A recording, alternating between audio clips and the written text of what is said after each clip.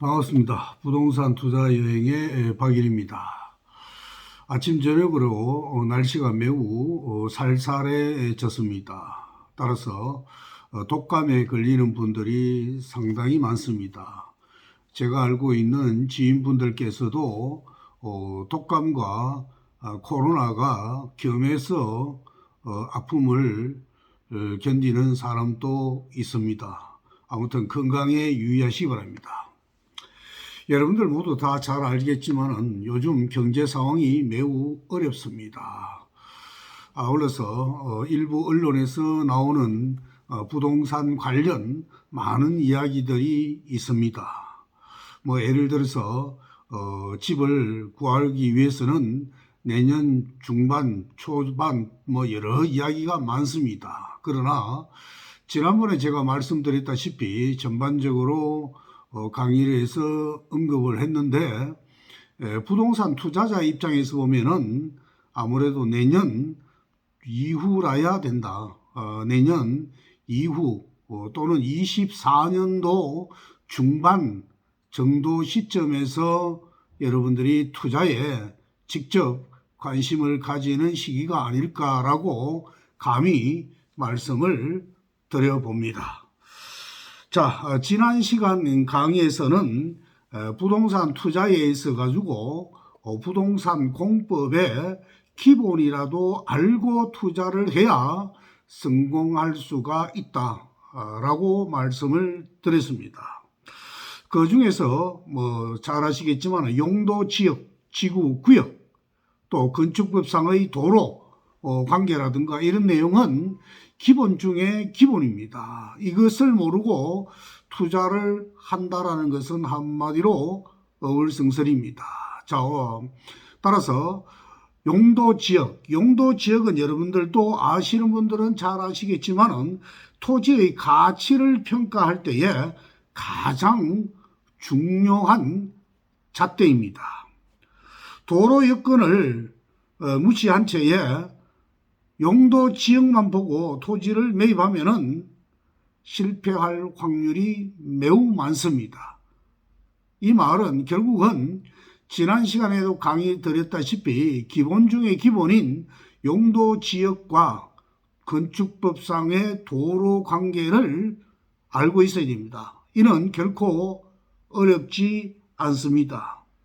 따라서 방금 이야기 드렸다시피 용도 지역은 한마디로 토지의 가치를 평가할 때 가장 중요한 잣대이기는 하지만은 어떻습니까? 도로가 없는 맹지를 구입했을 때는 실패할 확률이 높다. 한마디로 아무 쓸모가 없는 땅이 된다라는 말입니다.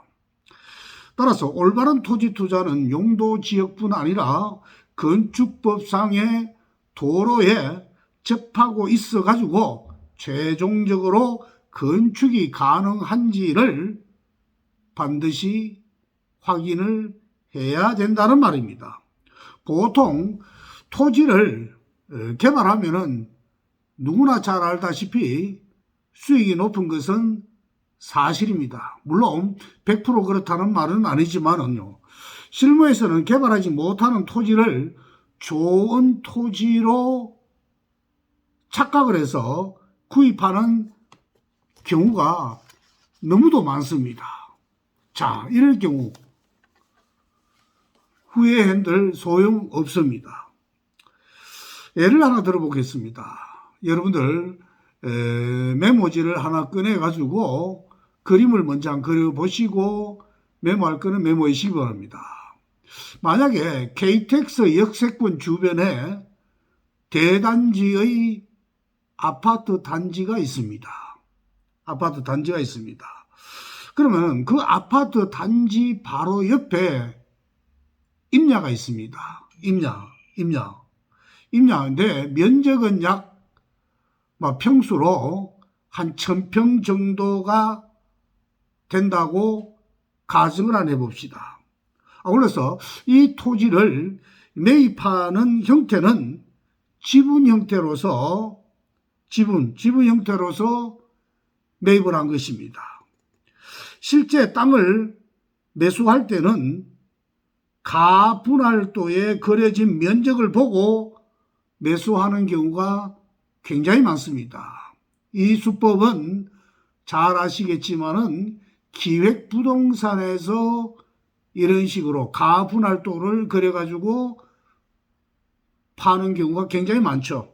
자, 지금처럼 그림을 한번 그려보고 메모를 하면서, 자, 해당 임야는 토지 이용 계획 원상에 보니까 보전 녹지와 일종 일반 주거 지역으로서 한 필지에 용도 지역이 두 개 걸쳐 있는 그런 지역입니다.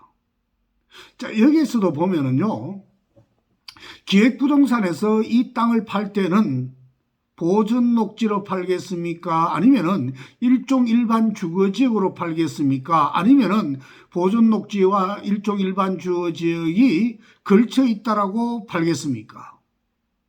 거의 대다수 기획부동산에서는 일종 일반 주거지역으로 아마 팔 확률이 매우 높다고 저는 생각을 합니다.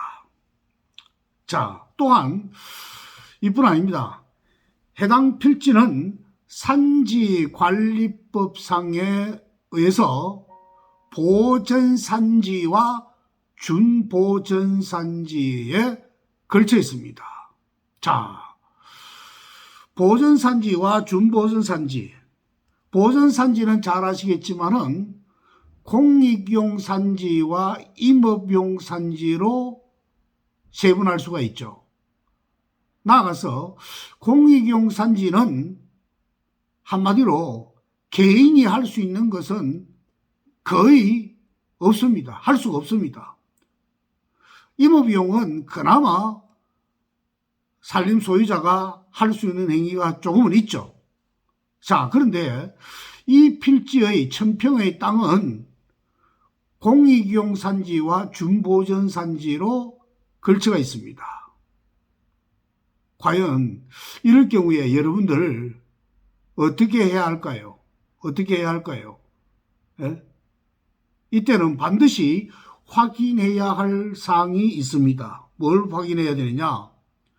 보전산지 중에 공익용 산지와 준보전산지의 면적을 반드시 확인해야 됩니다. 면적을 꼭 기억하시고요. 자, 그러면은 이걸 어디서 과연 확인하느냐? 어디서 확인하느냐? 요거는 PC라든가 아니면 스마트폰으로서 산지 정보 시스템, 다시 한 번 더 말씀드리면은 산지 정보 시스템 홈페이지에 들어가서 해당 필지의 지번을 입력하면은 정확하게 알 수가 있습니다. 확인할 수가 있습니다. 지금과 같이 이 임야는 확인해 보니까 약 1000평 중에서 준보전산지는 한 40평 정도밖에 안 됩니다. 나머지는 전부 다 공익용 산지였습니다. 940평 정도는요. 자, 그림이 그려집니까? 한마디로 이 임야는 공익용 산지라고 봐야 되겠죠. 이 말은, 공익용 산지라는 말은 제가 앞에서 언급했다시피 개인이 할 수 있는 행위는 거의 없다라고 분명히 말씀을 드렸습니다.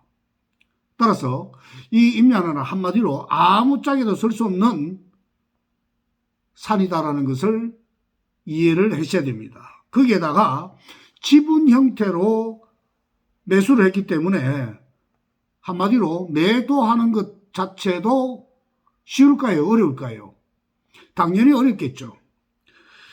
물론 지분으로 팔 수도 있겠지만은 지분은 매도하기가 사실상 힘들다는 것도 여러분들도 잘 아시겠습니다. 아실 것입니다. 따라서 토지를 투자할 때는 반드시 토지 이용 계획 확인원과 산지 정보 서비스 등과 관련된 서류를 반드시 확인하고 매입을 해야 되겠습니다.